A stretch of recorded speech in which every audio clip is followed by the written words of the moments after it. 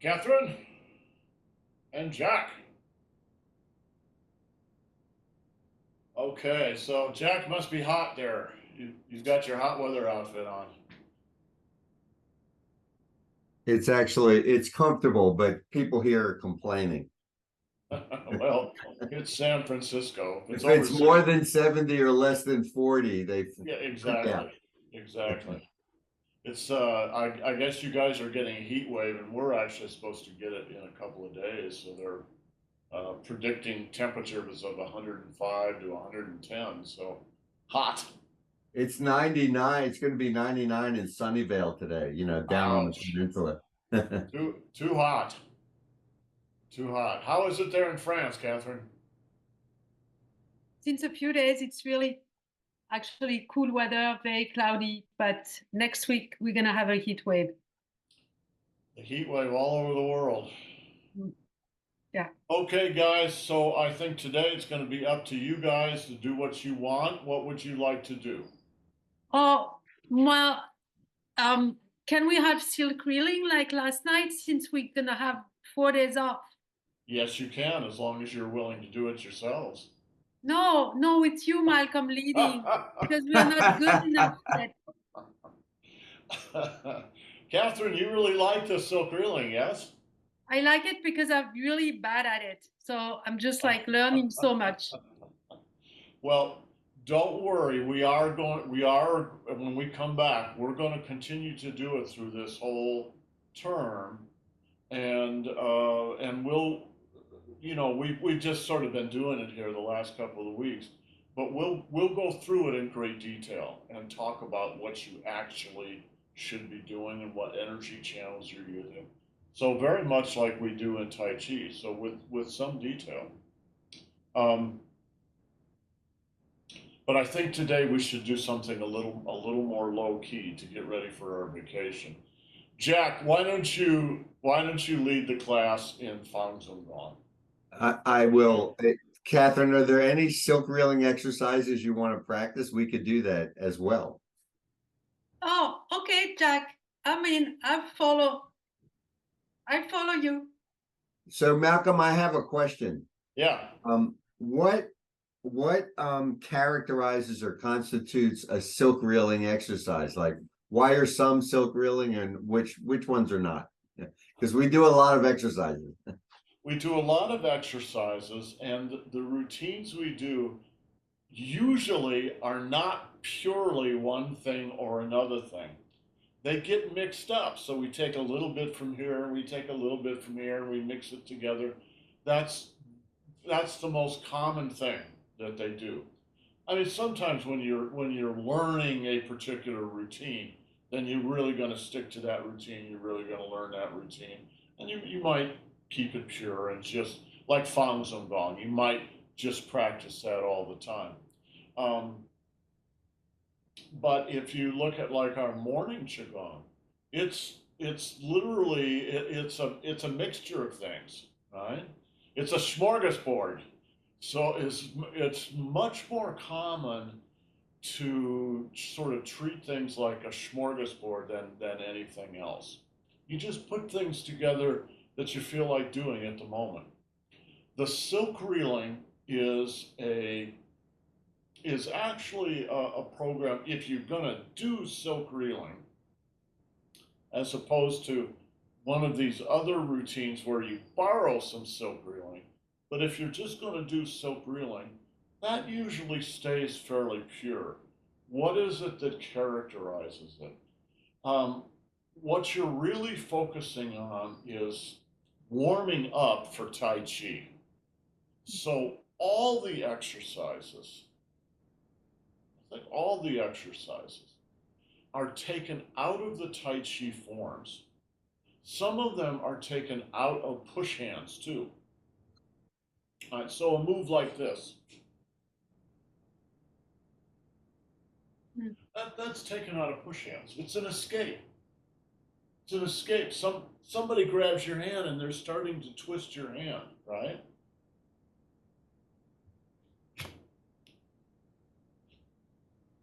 So it's how you do it that makes it silk reeling. It's that you're practicing the internal spirals. Watch. You could do this like this. Right? Or you could do it the right way.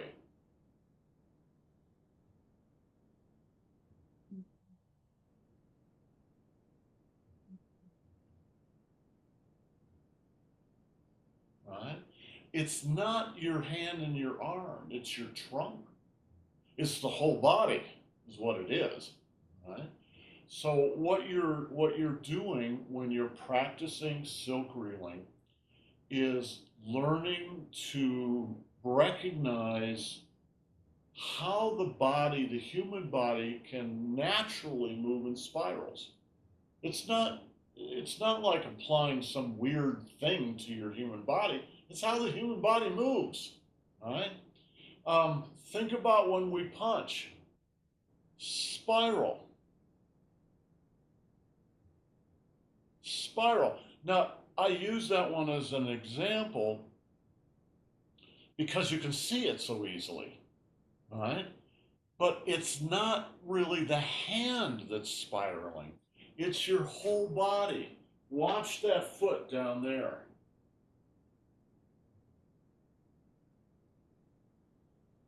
Do you see my ankle spiraling?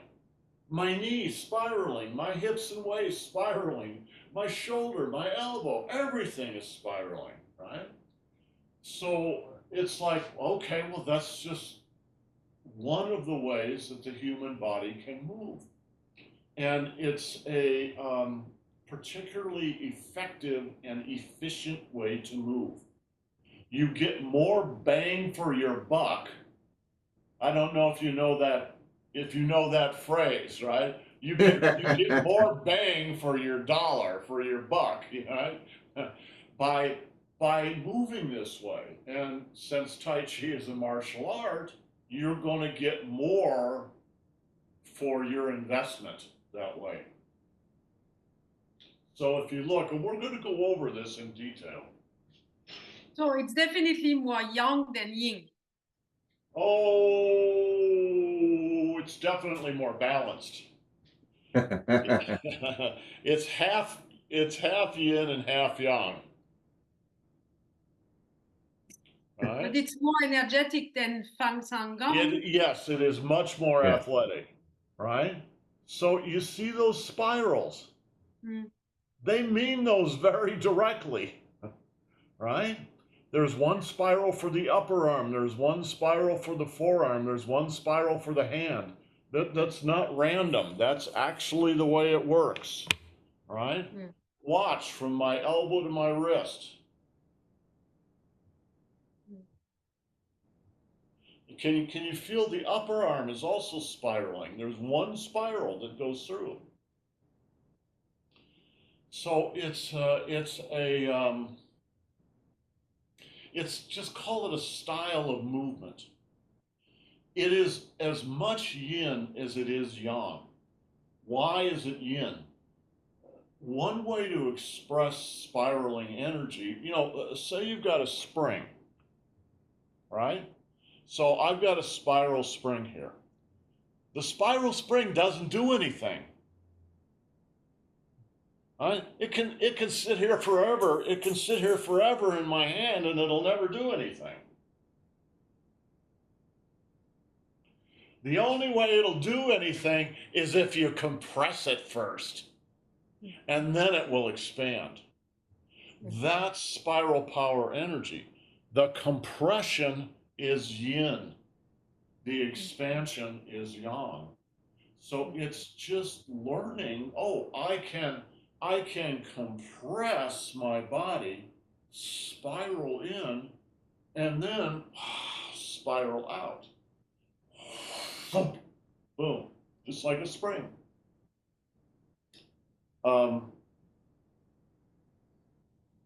There's a theory in Shen style Tai Chi called the theory of the 5 bows. I think it actually would be better if it was translated the theory of the 5 springs. What are your 5 springs? Your legs, your arms, and your trunk. Each of them Each of them is a spring. And so silk reeling is the art of becoming aware of this and exploring it inside yourself as you move these very simple exercises. They're not meant to be complicated. A few of them look complicated, but once you get them, you realize they're very simple, right? And they're repetitive. So you do them over and over and over, and by that repetition, you begin to feel and explore the spirals in your body. And it usually takes about 2 years of steady practice, doing it 2 or 3 times a week, before it really starts to sink in. I mean, you can understand it intellectually fairly quickly, but it's not intellectual understanding that really matters. It's that your body can do it, right? And so, you know, the exercises are deliberately simple, right? Say you're doing an arm exercise.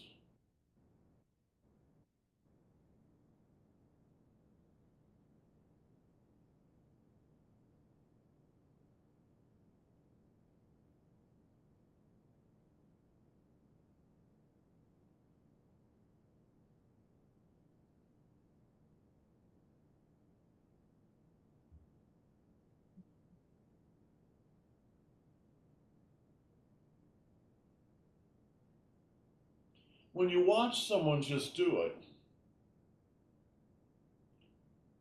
you might not see what's really going on. Pum, lu, an, ji. Right? Pung, lu, an, ji. The wrist.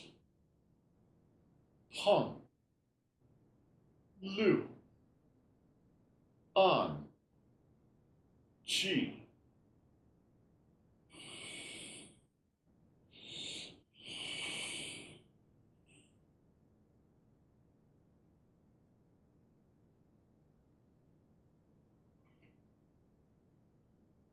Watch the fingers. Right? I'll do this in front of my own chest so my fingers are highlighted here. 1, 2, 3, 4.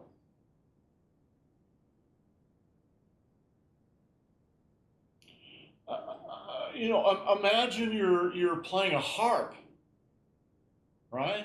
You're playing a harp. Your hands aren't just blocks. Every finger is articulate. It's the same thing.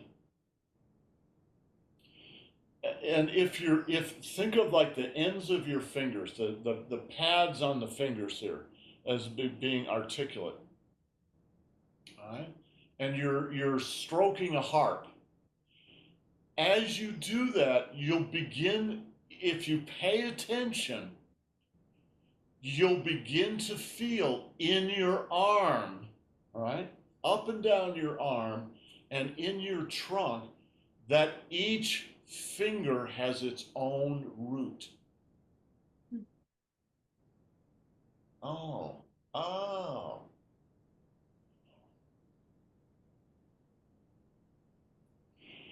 That movement comes all the way from here. And each finger is a different place where that movement comes out into the world. So each finger is going to have its own little route. They're very closely related, but they're not exactly the same.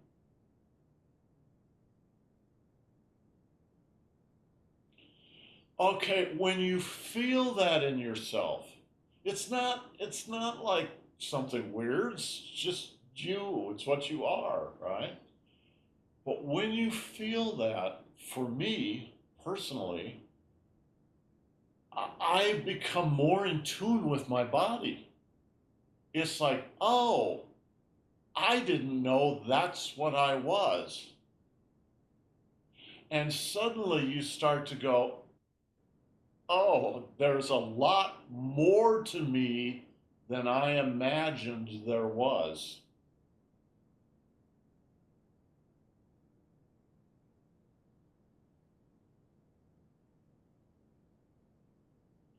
Now, think of the center and the periphery. Those are metaphysical terms. They're not medical terms, all right? The periphery is what meets the world, right? So it is metaphysical because obviously you're always part of the world, but it's what meets the world.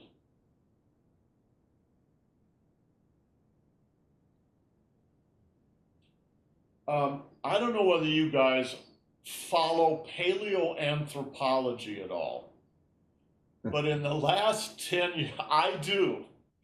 In the last 10 years, there has been a paleoanthropologist at the University of Witwatersrand in South Africa named Dr. Lee Berger, who has discovered two completely new proto-human species, Sediba and Naledi. Naledi is a very primitive humanoid.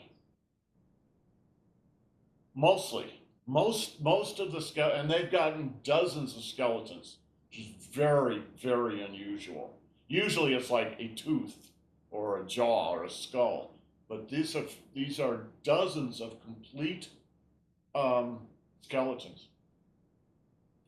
If you look at the overall skeleton, it's pretty primitive. It looks like a, well-developed ape or monkey. It's bipedal,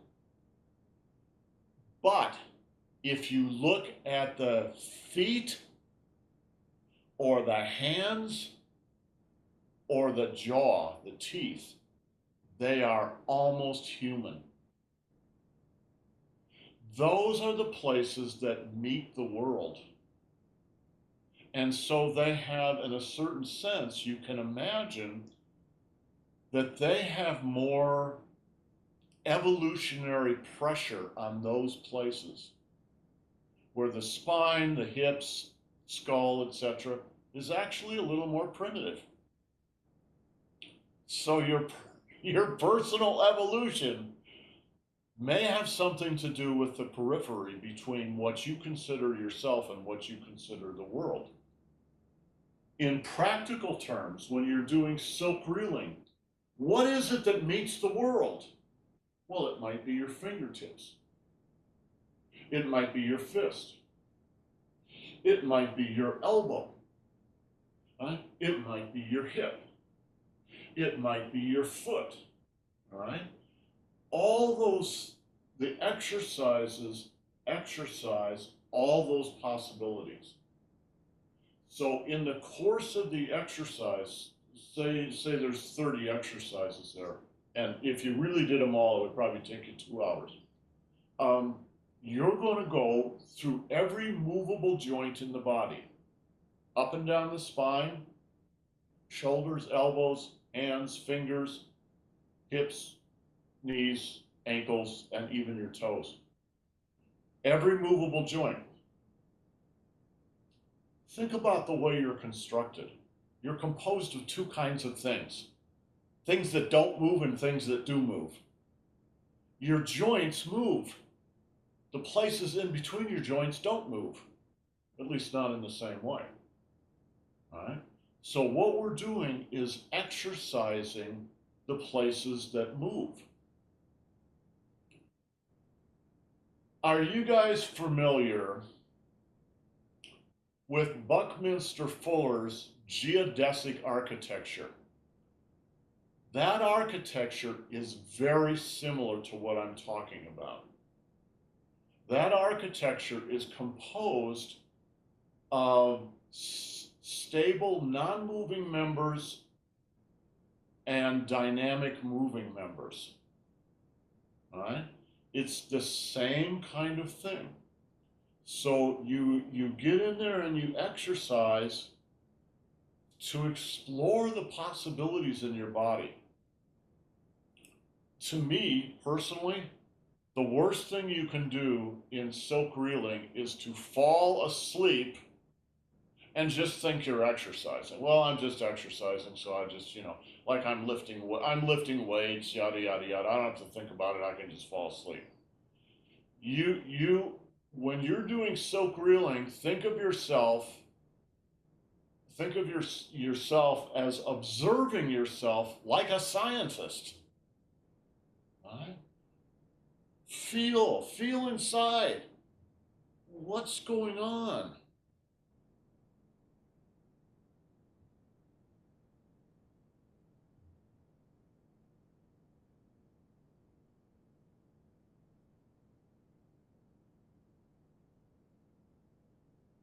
Pung,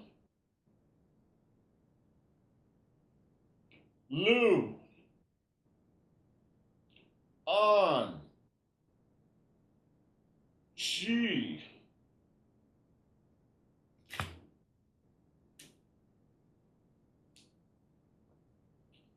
Pung, Lu, On, Chi. Lots of times when you do Pung, Lu, On, and Ji, or Pung, Lu, whatever combination they are, the G may be very small. Pung, Lu, On, Ji. Boy, just a tiny little bit of G. But watch this exercise. Pung, Lu, On, Ji. That's really big. Every exercise is composed of the same elements, but the recipe is going to be very different. It just depends on what you're trying to do. Yeah. Now, when you're doing an exercise like that, right? And this is why we need to go through each of these exercises in great detail. You have to understand what you're doing. So I'm going to have to demonstrate this. If we were all in the same studio, I would do it to you. And then I would have you do it to me. And then you would begin to understand you're actually doing something, right? Well, what are you doing? The first is Pung. The second is Lu. All right, well, what is that? It's that. You're putting this right into the guy's chi. Pung, Lu. Now, it's really tricky. This is going to look so simple. On. There's one way to do on right and a number of ways to do it wrong. Right? When you do on, your physical body is going to sink. Your energy body's got to really sink. But if you've got all this stuff going down, something has to come up.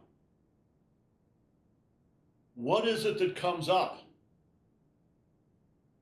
Shuling Dingjing, Qi Chen Dan Qian. Qi Chen Dan Qian, lower your qi to the Dan Qian, which is a code, it's an algorithm. It doesn't necessarily mean everything goes to the Dan Qian. It means drop your qi and ground yourself. All right? All the way down, boom, into the ground. If you're going to do that, you can't have everything drop to the ground, because if you do, you will collapse. Particularly if you're wrestling with somebody, right? If there's some guy you're wrestling with, he'll let you know right away that you've done it wrong, because he's going to crush you to the ground. So you have to maintain your structure by having, if all your physical body and your energy body, your chi is going down for the most part, something has to come up to balance that.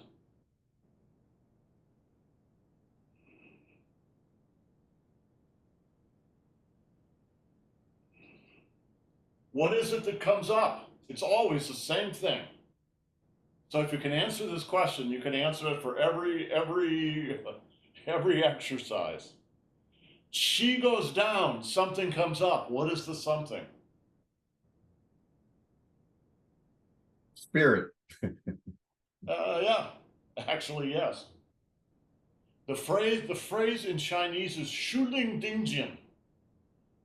The word "shu" literally means something which is insubstantial. Sorry, I'm shouting over the air conditioner, so I'm going to turn the air conditioner off. Shu means something insubstantial. What in your body is insubstantial? Your physical body is substantial. Your energy body is quasi-substantial. Those are what's going down. They're going down because they're heavy. So you let them go down, and just you don't even have to make them go down. You just let them go down, right? Something has to balance it.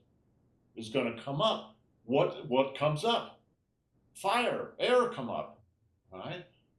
So what goes up is what is insubstantial in your body, in your being. But what is insubstantial is your mind and your spirit. So they go up, and they go up to the top of the head. That's usually translated into English very, very poorly as quote unquote suspend your head top. It is it's a translation that happened back in the 50s, and it kind of just got into the lexicon, and it's been there ever since. Suspending your head top to me is like, being a Christmas ornament. You're hanging from above. That is not what's going on. What's going on is something is growing up from inside. That's completely different. So when you drop down, something goes up. In other words, right, your chi goes down and your spirit goes up is a way to say it.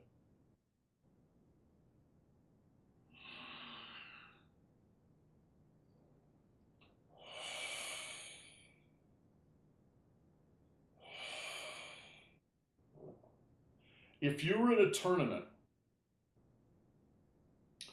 and usually there's 3 judges watching the different contestants do what they're doing. Watch, and you tell me what the judges aren't going to say anything, but they're going to make up their mind based on points like this. Watch. That's not good, mister. It's not good. For 2 reasons. One, it's not pretty. It's not beautiful anymore. And secondly, it's so weak. And that's because what's heavy is going down and what's light's going down. So the whole thing collapses. Instead, it's like the Eiffel Tower. Why is when they put the Eiffel Tower up, so I understand, as always with every work of art, there was a lot of controversy. And I believe it was only meant to be up for a certain amount of time, right? But it has now become the symbol of France everywhere around the world. It's a very big iron building. I'm sure it weighs millions of pounds. It's heavy, right? But it's also very light. That lightness makes it feel like that, right? And you want the same thing in your Tai Chi. You want it to be strong, right? But you also want it to be light at the same time.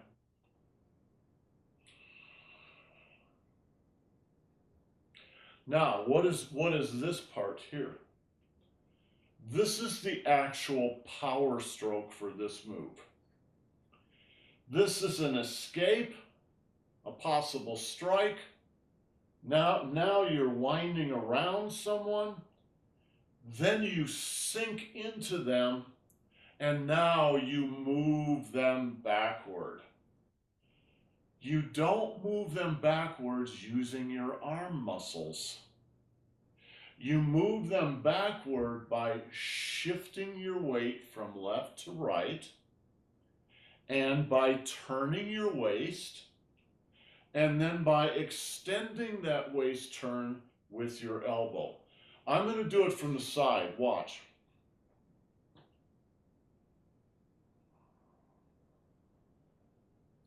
My arm is not really moving. It's my waist that's moving. Now, my arm and elbow move a little bit, but it's not this. It's this. Everything is spiraling.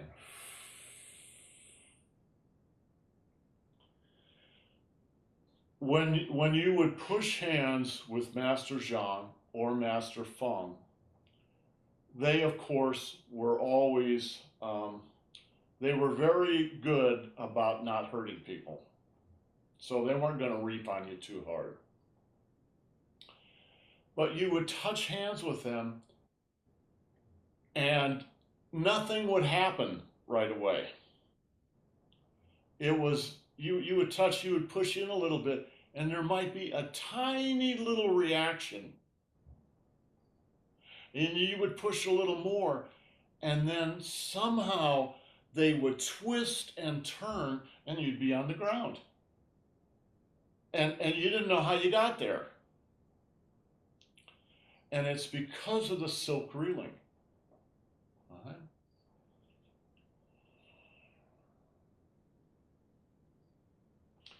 There's a video of Master Feng back in his 40s doing this move. I'll see if I can find it, and we'll look at it next week when we come back. And he's throwing a guy backward. Now this is a demo, of course, so it's a little unrealistic. Nevertheless, you can see how much power is involved with it, right? And the guy goes flying 10 feet backwards. If it's done correctly, it's almost impossible to resist. It's like getting hit by a tidal wave. Of course, that's in a demo, right? Nevertheless. Catherine, does this help explain it? Yes, it does. But when you say that those exercises are simple, I mean, they are simple outside, but inside, to me at least, they are not. I mean, well, you're right. You have to be very focused every millisecond yes. of what you're doing. I mean, at this point of my that's right. learning. That's exactly right. They're not physically that difficult. I mean, a few of them are. It takes a few weeks to get them, but after you sort of get the physical part of it, they're not that difficult. But inside, it takes a couple of years to figure out how to do this inside. They all work in the same way. It's not like every exercise is different. Every exercise is a variation on some very simple themes. So the idea of dropping your chi and raising your shu, every exercise does that. You may not be aware of it, but you should become aware of it. One of the advantages to doing silk reeling is you can focus on things that's very difficult to focus on when you're doing the form. Because when you're learning the form, and by learning the form, I mean the first 5 to 8 to 10 years. That's just learning the form, quote unquote.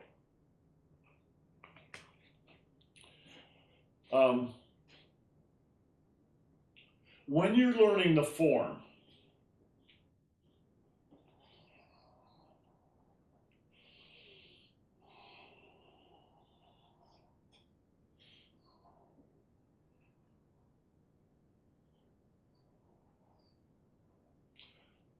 you've got plenty to do just remembering the choreography. You don't have time to focus on at the beginning. You don't have time to focus on, okay, Shuling Ding Jing, Qi Chen Dan Qian, do this, do that, do all these other things, right? Pat your head, rub your tummy, whistle Dixie, right? It's impossible to do all that stuff. So they invented silk reeling to do a couple things. One, to have a good warm-up routine, and two, to do a simple, repetitive exercises that will allow you to practice fundamental principles without worrying about a complex form. It's very simple. Eventually, the two things come together. How eventual is depends on you.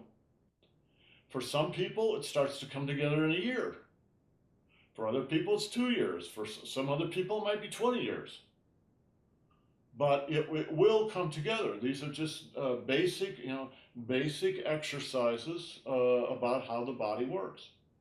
When we come back, sometime when we come back, I'm going to try to do this over the break.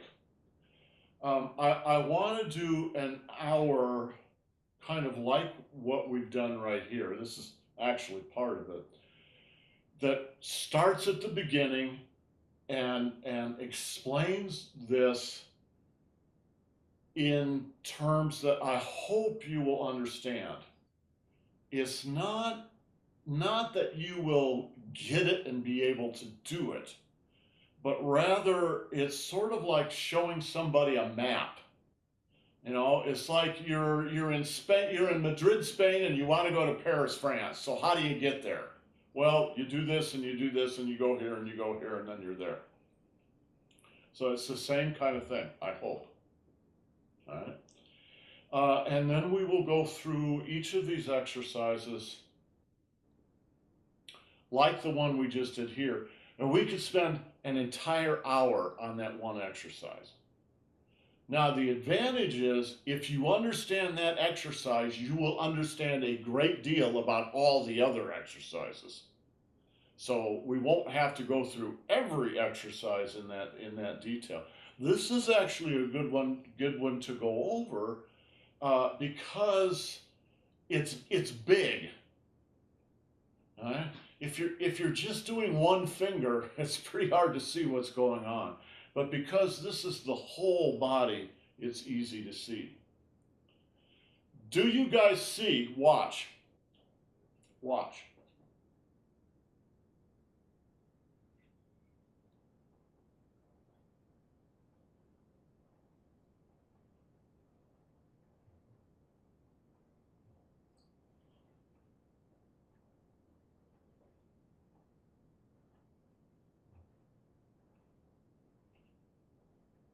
It's in the form. Now, it's a slightly different variation on the exercise. The exercise is kind of a purified version of it. All right. So instead of this, which is much more like you might do it in real life, and watch this hand.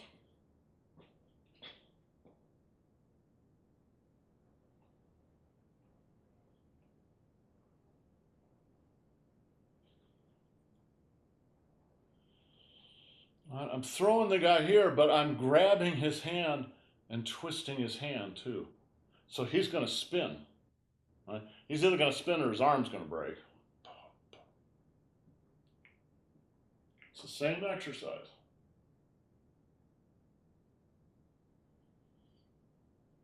So maybe what I'll do is see if I can get Adam to come over here. You know, Adam only lives 10 miles away or so. I'll see if I can get him to come over some morning, some Saturday morning maybe, and actually demonstrate how these things work, some of them, so you can see. Hey, Malcolm, Yeah. can you at some point put a list together of silk reeling, and then I would be happy to lead for whenever Catherine wants me to. I've got the list, so I will just send it. Yeah. I was going to say something, now I don't remember it. Sorry. Oh, it's all right. Oh, the head turns, right? We usually start with the neck, right?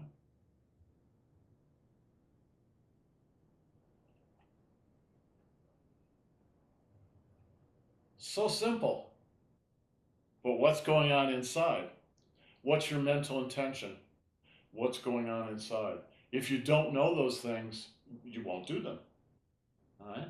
And it'll just be your head flopping back and forth. But what is your daimai doing?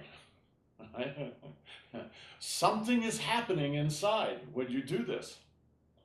If I had a partner here, I could demonstrate, right? And we could talk about what's happening.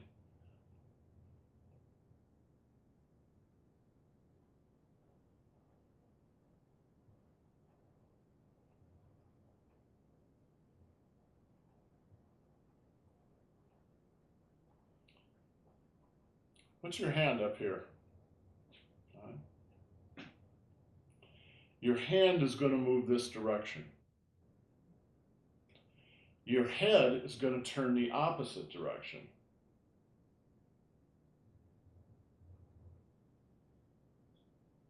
Right? That's only half of it. Right? Your head is turning that direction, so is your daimai. But your hand is going the other direction. So these two things are going this direction, your hand is going the other direction. Now, even if you don't have your hand up there, you still hold that image. You still move both this direction and you move your chest and shoulders the other direction.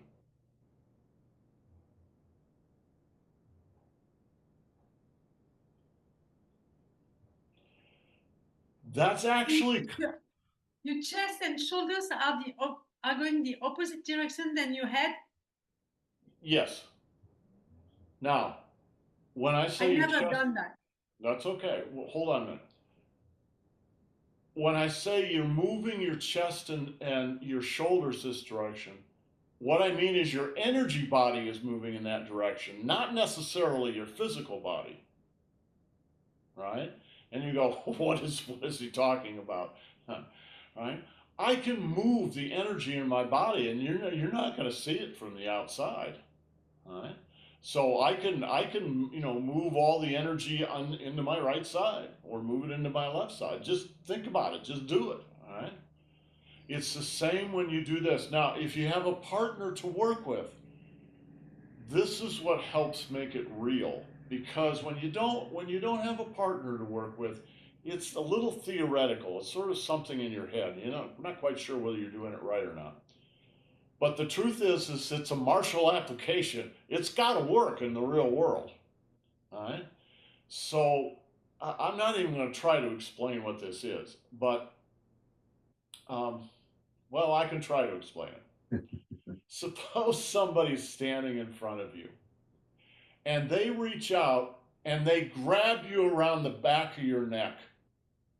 This is a favorite move in Muay Thai. All right? So they're going to grab you here. Right? For you, that's a very dangerous situation. Because what they're going to do is break your neck. Right? So they're going to grab and they're just going to suddenly jerk you. What can you do about that? One thing you can do, imagine this guy's arm is here. All right? And the blue is his elbow. So his arm is here. Is you put your arm up against his.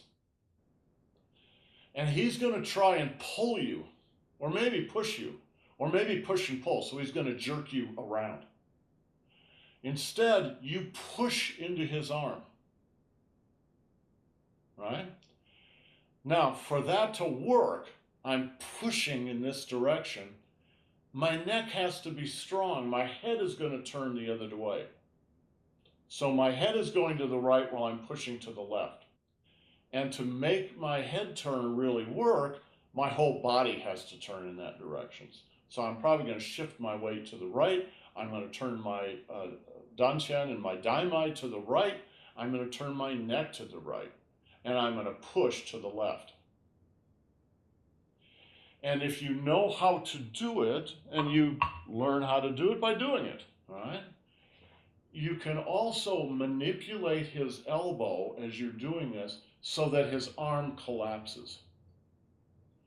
He may still have you by the back of the neck, but he can't do anything because you've collapsed his structure. Now, you don't want to stand there for 20 minutes and talk about it, say what a good boy you are, right? It's just something that happens quickly, and then you get the hell out of there. Because this guy's crazy, he's trying to break your neck, right? But when you do the exercise, simple as it looks,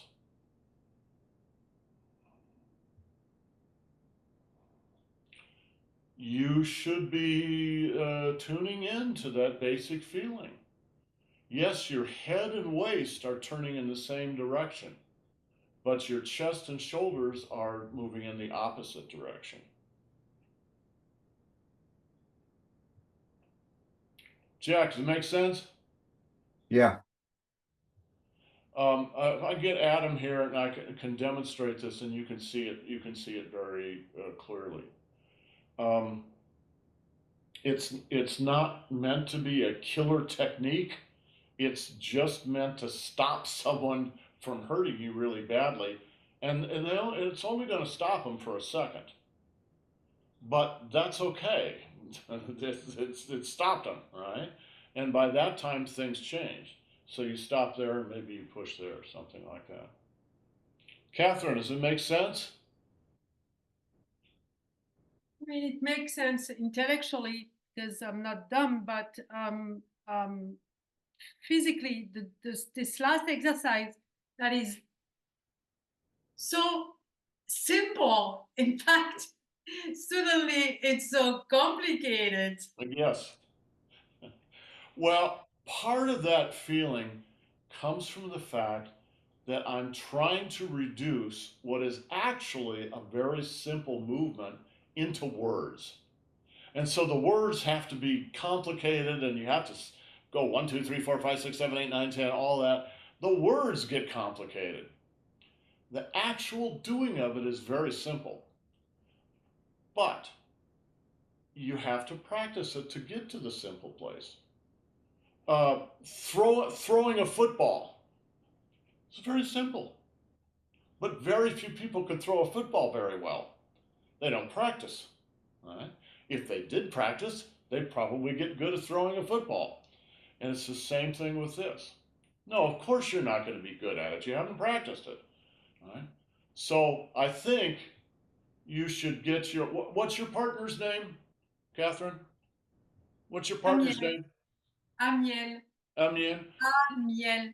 Amiel. Yeah. Amien. Amiel. A-M-I-E. Yeah. You should have him come to class, and you guys work together as a team. I'm serious. I Right? asked him. Ask him. Ask him. Tell him. Because what's going to happen, you will follow the same learning progression that everybody does. You will not be able to do it at first. And you're going to screw around, and what does this mean, and how does this work? And you just have to feel it. And you're going to do it, and you're going to do it, and you're going to do it, and then suddenly it'll happen. And you'll go, oh, okay, now you've got the feeling. It doesn't mean you're perfect at it, doesn't mean you're going to go to the Olympics, right? But at least you've got the idea, you've got the feeling. And so you know you need to go from here to there when you do this exercise. Same with this one. You won't get it, you won't get it, you won't get it, and then suddenly you'll get it. What usually happens, almost always, is you don't get it, you don't get it, oh, you get it, and then you do it again, you don't get it, you don't get it, oh, you do it again, little by little, you'll get better at it until you can do it in your sleep and you can actually do it. And um, this aspect of Tai Chi, silk reeling, is about the use of leverage as well as some other things. So even though you're not, a gigantic, big guy, because of the leverage we all potentially have, you actually can be quite effective from the martial point of view if you know how to do it and if you practice. You got to be in practice, all right? But nevertheless, you can be 110 pounds and 5'2" tall, and you can beat a guy that's 6 foot tall easily, as long as you know what you're doing. Now, from my point of view, I'm not trying to run martial Tai Chi classes. I think for those of us who are of an age, trying to become martial artists is sort of silly. But what using this approach will do, because the martial arts are all about efficiency and about being effective. So they're a great way to study how your body works, how to make your movement more effective. Right? It doesn't have to be for the martial arts, it can just be for life. But it's a way of exploring possibilities in your own being that are always there, have always been there. It's a way of exploring those and practicing them and becoming more of what you actually are. All right, I've run past time, so we should conclude this. Any questions? Not yet, but Monday Not I'm yet. sure. You'll have some. It's a lot of fun too, guys. At least I think it's a lot of fun. All right, guys. Have a great day. Have a great week. We'll see you next Monday. Ciao.